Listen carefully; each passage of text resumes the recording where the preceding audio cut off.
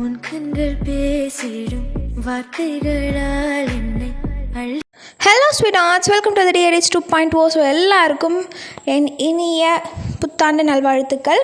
So இன்றைக்கி இந்த மாதிரி ஒரு சூப்பரான எடிட், ரொம்ப ஈஸியாக எப்படி எடிட் பண்ணுறதுன்னு தான் பார்க்க போகிறோம். அலைட் மோஷனில் தான் நம்ம எடிட் பண்ண போகிறோம். ஸோ ஃபர்ஸ்ட் வந்துட்டு நம்ம ப்ளஸ் ஐக்கான் வந்துட்டு செலக்ட் பண்ணிக்கோங்க.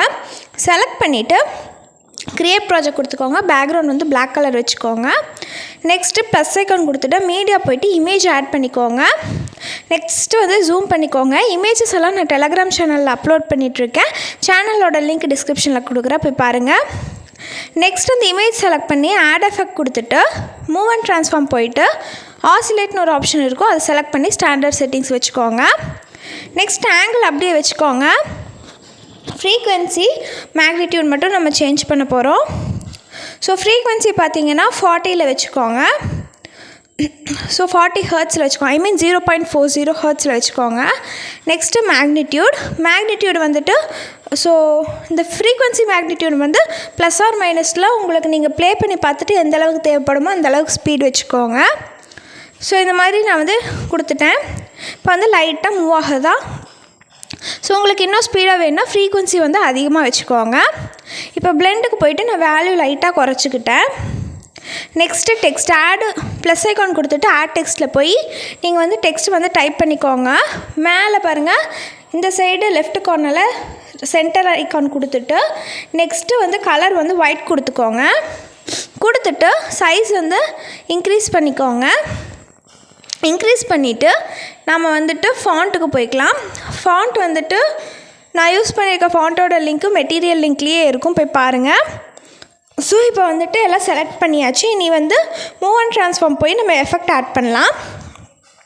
நான் வந்து 36 பாயிண்டில் வந்துட்டு சைஸ் வச்சுருக்கேன், ஃபாண்ட்டோட size. So move and transform போயிட்டு அதில் தேர்ட் ஆப்ஷன் இருக்குல்ல, ஸோ அது செலக்ட் பண்ணிக்கோங்க. இந்த ஜூம் இன் இருக்குல்ல, ஸோ இதில் தான் நம்ம கீ ஃப்ரேம் செட் பண்ண போகிறோம். ஸ்டார்டிங் ஒரு கீ ஃப்ரேம், சென்டரில் ஒரு கீ ஃப்ரேம், அதே மாதிரி லாஸ்ட்டில் ஒரு கீ ஃப்ரேம்.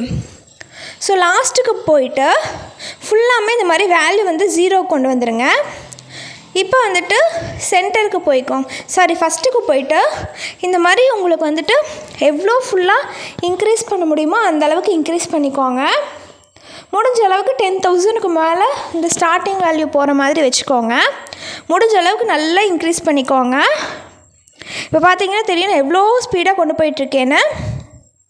ஸோ இது பண்ணதுக்கப்புறம் நம்ம கிராஃப் ஆட் பண்ண போகிறோம். இதுக்கு மேலே போகும், ரொம்ப இதாக போகும். இப்போ 2க்கு நடுவில் வந்துட்டு இந்த மாதிரி ஒரு கிராஃப், அதே மாதிரி அடுத்த 2க்கு போயிட்டு அதுக்கு ஆப்போசிட்டில் ஒரு கிராஃப், இந்த மாதிரி கொடுத்துக்கோங்க. ஸோ இதே மாதிரி நம்ம வந்துட்டு இன்னொரு எஃபெக்ட் ஆட் பண்ண போகிறோம். ஸோ டெக்ஸ்ட்டு செலக்ட் பண்ணிவிட்டு ஆட் எஃபெக்ட் போயிட்டு மூவ் அண்ட் ட்ரான்ஸ்ஃபார்மில் பிளர்ரு போயிட்டு மோஷன் பிளர் செலக்ட் பண்ணிக்கோங்க. அதில் ஸ்டாண்டர்ட் செட்டிங்ஸ் வச்சுக்கோங்க. வச்சுட்டு இப்போ நம்ம வந்து கீ ஃப்ரேம் செட் பண்ண போகிறோம். ஸ்டார்டிங் ஒன்று, கொஞ்சம் தள்ளி ஒன்று. இப்போ வந்து இந்த மாதிரி தள்ளி வச்சுட்டு அதனோட வேல்யூ வந்து 1.10 கொடுத்துக்கோங்க. ஸோ இதே மாதிரி கடைசிக்கு வாங்க. இப்போ வந்துட்டு இந்த மாதிரி அந்த எண்டிங்க்கு கொஞ்சம் முன்னாடி தள்ளி ஒன்று. இப்போ எப்படி ஸ்டார்டிங்க்கு கொஞ்சம் தள்ளி வச்சோமோ அதே மாதிரி இது வச்சுட்டு எண்டிங்கில் ஒரு கீ ஃப்ரேம் வச்சுட்டு எண்டிங்க்கு வந்துட்டு 1.60 கொடுத்துக்கோங்க. இப்போ இந்த லாஸ்ட் 2 கீ ஃப்ரேமுக்கு நடுவில் வந்துட்டு இந்த மாதிரி ஒரு கிராஃப், ஃபஸ்ட் 2க்கு போயிட்டு இந்த மாதிரி ஒரு கிராஃப். ஸோ நம்ம எப்படி அந்த ஜூம் இன் எஃபெக்ட் கொடுத்தோமோ ஜூம் எஃபெக்ட்டுக்கு கிராஃப் அதே மாதிரி கொடுத்துக்கோங்க. ஸோ அவ்வளோதான். இப்போ வந்துட்டு நான் மியூசிக் ஆட் பண்ணிட்டேன். ஸோ இதெல்லாம் நம்ம பழைய வீடியோஸ்லேயே பார்த்துருப்போம். இப்போ வந்து டெக்ஸ்ட்டு மட்டும் நான் சேஞ்ச் பண்ணிக்கிறேன். நான் டெக்ஸ்ட்டு மாற்றி கொடுத்துட்டேன். சாங் வேறு கொடுத்தங்காட்டி நான் டெக்ஸ்ட்டு மாற்றிக்கிறேன். இப்போ இது வந்துட்டு உங்களுக்கு வந்து எந்த அளவுக்கு வேணுமோ அதுக்கேற்ற மாதிரி ஷார்ட் பண்ணிவிட்டு காப்பி லேயர் கொடுத்துட்டு பேஸ்ட் லேயர் பண்ணிக்கோங்க. அதுக்கப்புறம் நீங்கள் வந்துட்டு எப்படியெல்லாம் வேணுமோ லேயர் காப்பி பண்ணி பேஸ்ட் பண்ணிவிட்டு நீங்கள் வந்து இன்க்ரீஸ் பண்ணுறது டிக்ரீஸ் பண்ணுறதெல்லாம் பண்ணிக்கோங்க. ஸோ இது எல்லாமே நம்ம பழைய வீடியோஸ்லேயே பார்த்துருப்போம். ஸோ அதனால தான் நான் ரிப்பீட்டடாக காட்டல.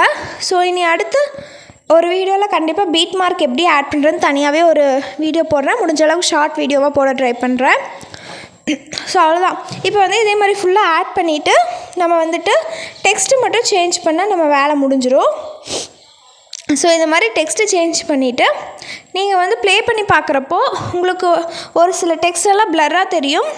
அது வந்துட்டு நீங்கள் வந்து ப்ளே பண்ணி பார்க்குறப்போ அப்படி தான் இருக்கும். நீங்கள் சேவ் பண்ணிவிட்டு பார்க்குறப்போ கரெக்டாக வந்துடும்.